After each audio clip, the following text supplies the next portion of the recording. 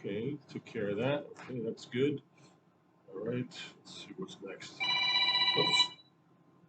Who could that be? I have no idea. Forget it. Okay, so where was I? So you got to take care of that. Okay. All right. Gary. Hey, Gary. Hello? Hello? Hi, Gary. It's me again. Who's me? Where are you? And what do you mean again? I'm a trigger in your mind. I was here about a week ago, but you didn't pick up. Just wondering if it might be a good time to talk. So I have an option. I have a trigger talking to me, and it's my option whether I'm going to respond to it or not. Imagine that. Well, there are different kinds of triggers. There are some that we recognize, and in fact, we see them coming. They're really obvious, and then there are others that kind of jump up and surprise us. In fact, we might even not even recognize them as triggers, and we don't even know maybe what the memory is that's being triggered and what's causing the trigger. So we usually think of triggers, especially because we're post JWs, we typically think of triggers as bad, as something we don't want to deal with. It's an enemy because they give us difficulty. They set us off into a really bad mood for a really long time. But actually, they can help. They can actually be helpful. It's just according to how we look at it and what we do about it. First of all, they may evoke pleasant memories. A trigger could remind us of something that's very nice, and that's fine. But even if it's a difficult memory that they're stirring up, a difficult emotion, it can be actually a positive thing. So we're going to get to that. But first, we want to talk about to get there how the mind creates and stores memories. Now, you noticed I said how the mind stores memories. The mind doesn't actually do that because the mind is just a thing. It's almost like a concept. It's not a physical thing. The brain is the physical organ that creates and stores memories. The mind is created by the is possible because of the brain. So it's sort of a philosophical concept, I guess. But so we're really going to be talking about how the brain stores memories. So memories are always stored in the unconscious mind as opposed to the conscious mind. That's what we're thinking about now. We're taking in information, we're seeing things, we're thinking about something. Whatever we're thinking about is in our conscious mind. The unconscious mind, of course, is taking care of your breathing and things like that, but it's also got where memories are stored, where facts and beliefs are. And emotional memories are there too. Very often, they're the difficult emotions, things that cause us some trouble at times. When something enters the conscious mind, that memory is now something that we're aware of and we're thinking about it. So how does that happen? What makes it happen? Well, recent memories, like something that just happened this morning, it might be the most insignificant thing in the world. It doesn't have any meaning to us, but it was really recent. So it's not in our conscious mind as we go throughout the day, but it can come up really easily. We run into a friend at lunchtime and we just say, "Oh, you know what? I don't know what made me think of this, but I got to tell you about something that happened on the way to work today. It's just kind of funny. And it's not a big deal, but we remember it because it just happened this morning, and we'll probably forget about it within a day or two. But it's always going to be in our memory anyway. And then there are memories that are back there a bit. Maybe the memory goes back 10 or 20 years or something like that. So it's obviously not in our conscious mind every day, but it can come up pretty easily. We just see a movie, hear the news, or somebody says something, or an odor comes to our nose or something like that. And it just reminds us of this memory that is not that difficult to remember all the facts about it. You say, oh, yeah, yeah, remember this? And then there are memories that are so distant that the connection is so weak in our brain that it's virtually never in our conscious mind. It's always in the unconscious mind, and those memories might actually be difficult to evoke. That's when we start going through the alphabet to remember what we're trying to remember, and things like that. And if we really really try, we just say just give me a minute, just give me a minute, just let me think about this, and we think about associated things, and all of a sudden it pops into our head, and we say, oh, that's right, that's what it was. And then the more we think about it, we remember all kinds of facts about, yeah, I remember where I was when that happened, and so was there too. So even really distant memories with weak connections can come back to us, and it's like a revelation in our minds all of a sudden. But sometimes they just are hidden for really long time. Like you've heard about repressed memories. That's especially when people are coping with trauma, like especially trauma experienced as a child. A child has no idea how to process very difficult traumatic experiences. So they might get stuffed away to the point where they don't even remember something happening until 30, 40, 50 years later, and whatever brings it back to their mind. But along the way, there are things that will remind us of the emotion, that will bring the emotion back because we've never really dealt with it before. It's a stuffed memory. It's a hidden memory. So how is that possible that a memory can come back, that's emotional and can affect us emotionally, yet we don't really know what the memory is or the event or the actual fact about it? Well, I'll use an example of something that we do remember, but we've already kind of put it out of our minds as a fact.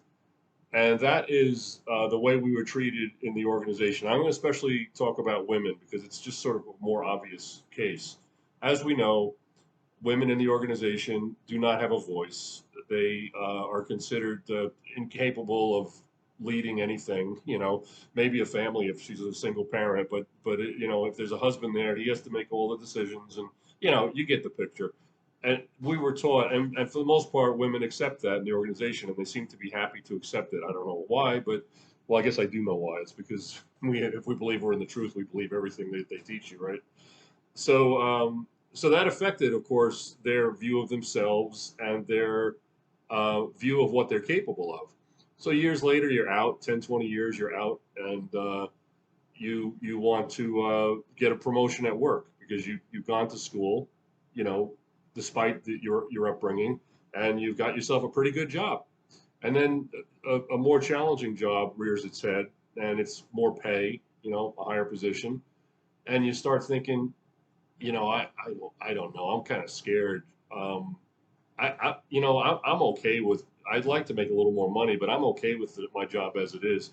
Maybe I'll just tell the boss, like, please take me out of this consideration for this.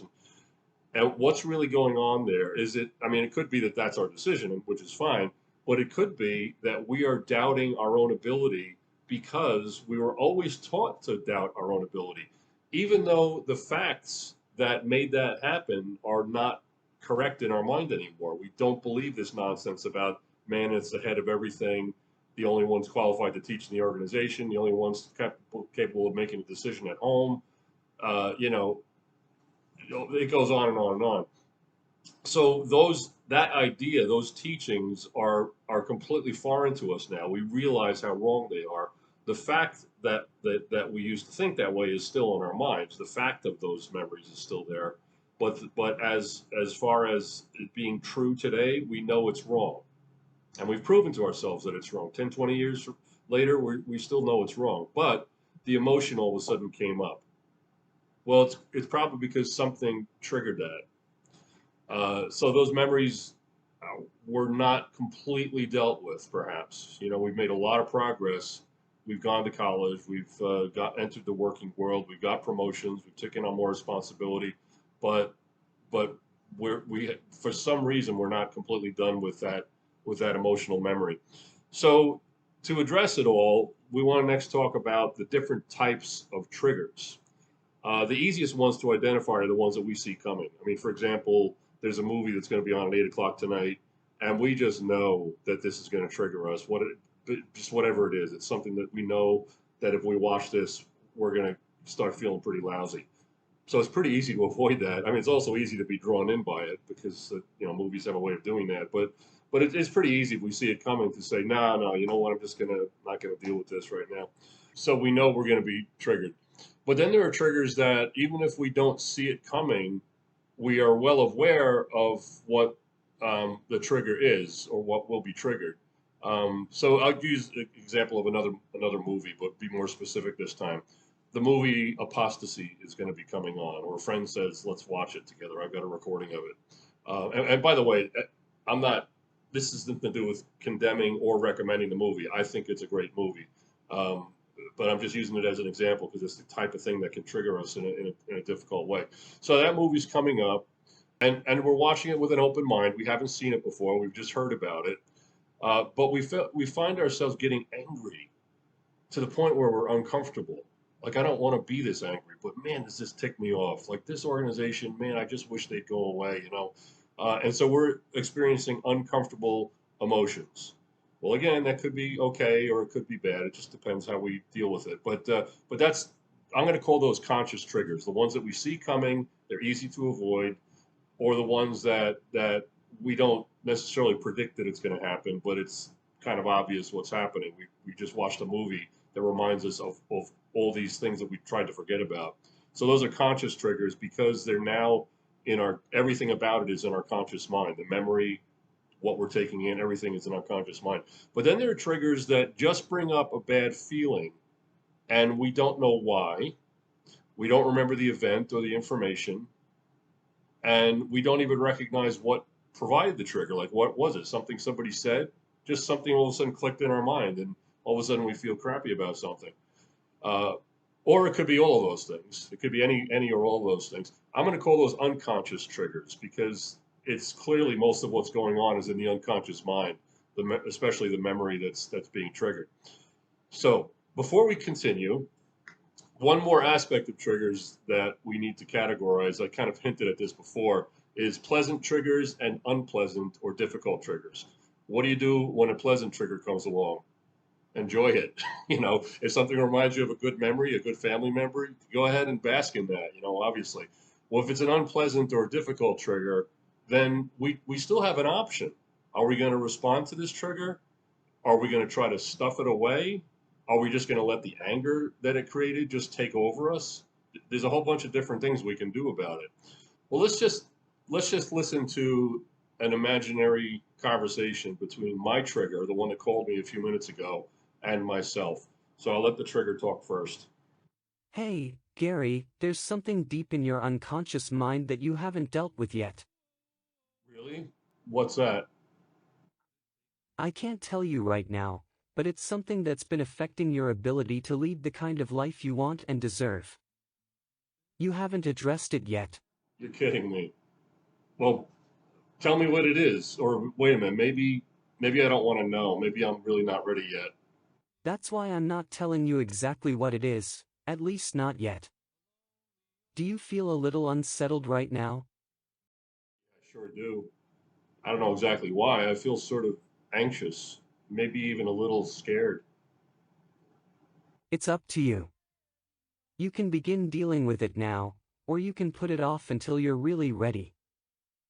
What do you want to do? Well, I've got a lot on my plate right now. Can I just deal with this later? Like maybe you can remind me in a week or two? Would that be all right? I'm afraid not. Why is that? Because I'm just a trigger. We don't work that way. We don't have a calendar. I just start working when something happens to tell your brain to wake me up. Tell you what you can do, though. You can write down what you remember happening in the last 5 or so minutes, then pick that piece of paper up when you're ready. Nothing has happened in the last 5 minutes. I was just checking emails and text messages, and then the phone rang. Did you pick up the phone call? No, I never pick up phone calls I don't recognize. Did you recognize anything about the number? No, How about the area code? no. Wait, wait. It was the area code where I used to live. No one's called me from that number in like years since since my elders tried to call me. Oh my God, I think I know why I started feeling bad now. Sounds like you have work to do. Again, it's up to you whether to do that personal, inner work now, or sometime later. Either way, I'll be here for you. I can tell you that it will involve a certain amount of discomfort, maybe even some significant pain. You'll start remembering things you've tried to forget, but believe me, they're always here in your brain, so eventually you will have to deal with them. I'll help you understand what they actually mean. It will be different from what you used to believe. You can't get rid of the bad feelings until you come to grips with the information that causes them, even if you don't believe the information anymore. You'll learn new information that will beat down the old, and they'll learn how to coexist peacefully in your brain. The old will just at times remind you of what you used to believe. The new will be there to more often remind you of the new reality. Man, I wish you were around last week when I put off making that phone call that may have gotten me the job I was hoping for. I was here. You could have made that phone call then, you just didn't believe you could, so you put it off. You didn't listen to me then. Maybe it wasn't the right time. Maybe it's time now. Like I said, I just show up when something happens. It's up to you to decide whether to listen to me or not. Well, hey, thanks, Trigger. You know, I have to admit, I usually hate you. You're the last thing I ever want on my mind. But maybe this time it'll be different. Thanks. You're welcome. I'm here for a reason. So, did you ever think about it that way? That triggers are here for a reason? It might be triggering something that's painful, that was painful, is painful. You don't want to think about it anymore. You don't like the anger it builds up in you, things like that.